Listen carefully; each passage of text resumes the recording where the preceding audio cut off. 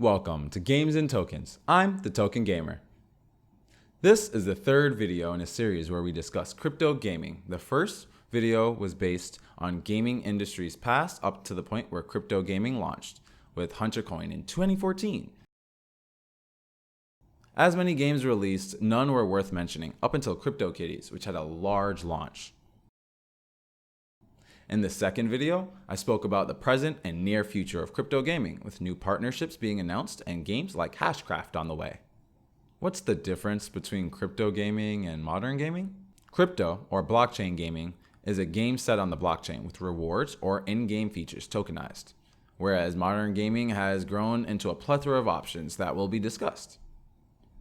18 years ago, video gaming was mainly found on PC, consoles, and handheld devices. For an idea of what figures look like in the US, the video game industry as a whole recorded $79.8 billion in 2000, $19.7 billion in 2009, and was over $30 billion in 2014, the year HunterCoin was released. The gaming industry has been growing faster and faster as there are more and more avenues for game developers to create revenue. With PC and console games at the high end with deluxe game packages averaging at $80, which usually includes a full game and upfront costs for DLCs, also known as downloadable content, AAA titles usually go for $60. You don't know what a AAA title means? It describes the game's budget. AAA usually have a large production and marketing budget. According to Newzoo, physical PC gaming market is at $32.9 billion, which is 24% of the gaming market as of April of 2018. PC games can be broken into 4 segments: physical, digital, web, and streaming games. Physical games you can buy at stores or online for delivery. As you can see, physical sales used to be king, but as the trends change, just like the music industry, physical sales decreased and digital sales increased. The closest trend that relates to this change would be when iTunes provided the gateway for musicians to sell individual songs rather than the whole album. With some games like Telltale's, rest in peace, the episodic story games you can play the first chapter and purchase any other. So for example, I played episode 1 of The Walking Dead. I enjoyed it, but wasn't sure I wanted to purchase it until my friend let me play episode 2 at his house. So when I got home, I bought episode 3. With games like Telltale's, you can sell the entire season pass for $20 when each episode is $5. Web-based games, also known as browser games, have been increasing in production and quality. Browser games brought websites like Miniclip and Newgrounds to the forefront in 2001 with a collection of games. In 2008, Miniclip was valued at €9 million, which is $1,057 million. In 2015, Miniclip was purchased by Tencent. December of 2016, Miniclip crossed 1 billion downloads across mobile devices. On Valentine's Day of 2017, Miniclip dropped MX Nitro on Xbox One, PS4, and PC. That just goes to show how there are companies that started from the bottom, not AAA, and are on their way to the top. Miniclip may not have a AAA title yet, but as they continue making fun games, customers continue to return. There's also a big company that didn't start off in the gaming world like Miniclip, but focused on people and eventually realized people like to play video games. Facebook noticed the amount of people sharing browser games to their friends on Facebook, so instead of leaving Facebook to play said game, Facebook began building the games right into their website. As Facebook's revenue from gaming increased, they created more tools for gamers and developers. Then they made a major leap in 2014. Facebook purchased Oculus, a VR company. They began selling the consumer-ready Oculus in 2016. We will talk more about VR headsets like the Oculus and HTC Rift in a future video. Back to crypto versus modern gaming, focusing still on the state of modern gaming, which we now have discussed 3 of the 4 aspects of modern PC gaming. The last and most recent aspect would be streaming. Similar to a Netflix subscription, there are services like the PlayStation Now for $20 a month or $99 a year, and NVIDIA GeForce Now for $8 a month. Console games are at $34.64 billion, or 25% of the market this year. We're currently in the 8th generation of console gaming. For those that don't know all the generations, let's go back.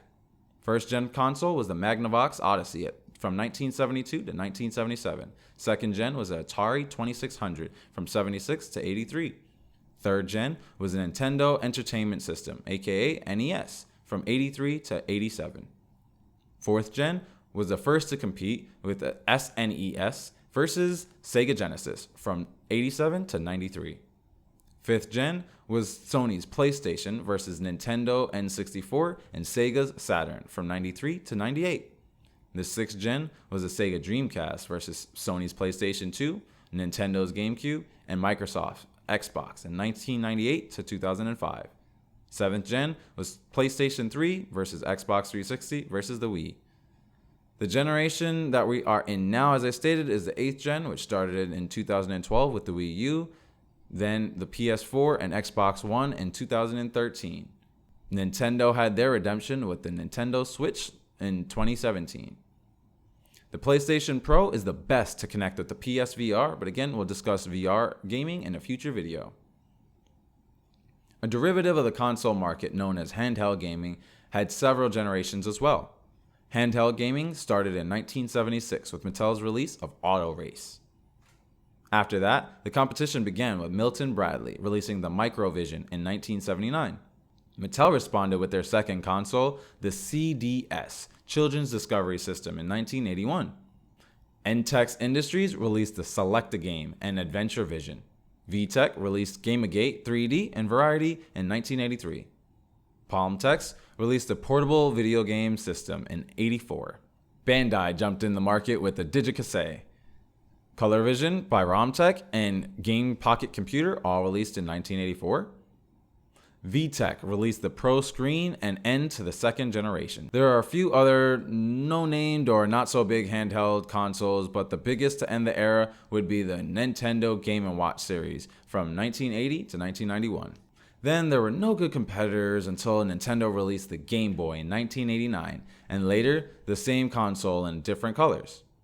Atari tried to compete with the Lynx in 1989, then Sega attempted the Game Gear in 1990.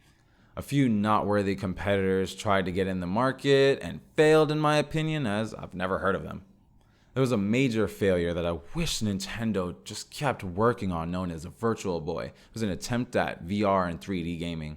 Sega tried their weird handheld called the Nomad, Bandai tried the Design Master Senshi. A few more noteworthy attempts from other makers released around the same time, ending the 5th generation. I wish it was easier to explain the beginning and end of each cycle before the 6th, but it was really all over the place until Nintendo's Game Boy Advance. I didn't know about this one, but the Pokemon Mini, which also released in 2001. Competitors released kid-friendly consoles that I won't mention. Nokia tried to release a game console and a phone called the N-Gage in 2003. Few other competitors attempted handhelds, all names I'm sure you won't recognize, thus ending the 6th generation. The Nintendo DS started the 7th handheld generation in 2004. PlayStation released the competition in Japan in 2004 and in the US in 2005, known as the PlayStation Portable. Again, more handhelds that aren't worth talking about tried from 2005 to 2011. Then the beginning of the 8th handheld cycle started with Nintendo 3DS in 2011. PlayStation responded with PlayStation Vita in 2012. More competitors tried, one from a major manufacturer I spoke of earlier named Nvidia, with an attempt in handheld market with a handheld console running on Android OS released in 2013 called the Shield. I really wanted this, but there were no good games. Most recently in the handheld space, because it's also a console and it's also portable, Nintendo Switch, which released in March of 2017. We may be in the beginning of the 9th handheld and console generation already if Microsoft, Sony, Nvidia, or even Google can release a competitor to the Nintendo Switch. Lastly, to end the modern gaming cycle, we have to discuss the elephant in the room. Mobile gaming, which started on phones. The first phone that released a game was the Magnook MT2000 in 1994 with Tetris pre-installed. 3 years later is when Nokia released their phones running Snake, which I'll never forget as Grandma let me play while waiting in line at Disney World. Many phones and games later released, but we didn't see real evolutionary growth until the iPhone and Android OS release. That's when the market was filled with games I'm sure many of you remember playing, like Tap Tap Revenge when it first came out in 2008. So many games have released since then, and as we have increased the hardware and processing power of phones and development of video game quality increased, to the point where we are now seeing games like Telltale series, PUBG, and Fortnite releasing across not just PC and console, but now mobile as well. With all the consoles I've mentioned, there have been games you mainly pay for, but with mobile gaming and browser-based gaming, we're really starting to see free games just nowhere near the AAA titles until Fortnite and PUBG. We truly are an amazing time. So much information, as you can see. The gaming industry has gone through so many iterations and evolutionary steps to reach the modern market, whereas crypto gaming is starting in the modern market with a twist and may one day be not just a niche market, but integrated into the next gaming generation. With games like HunterCoin releasing in 2014 as a project to understand how blockchain games can work, then gambling games to grow the market and help early investors in this new market win and lose crypto. Now we are really starting to see actual games release and in development that I will be covering. Crypto gaming is going through its evolutionary phases really quickly as developers know the potential market they can reach if they develop the right game that can get ordinary gamers on all platforms to enjoy crypto gaming. This is Games and Tokens, a Bits and Tokens channel. I'm the Token Gamer. Make sure to hit subscribe, hit that bell, follow us on Instagram, and join our Telegram. Watch, learn, join. I'll see you in the game.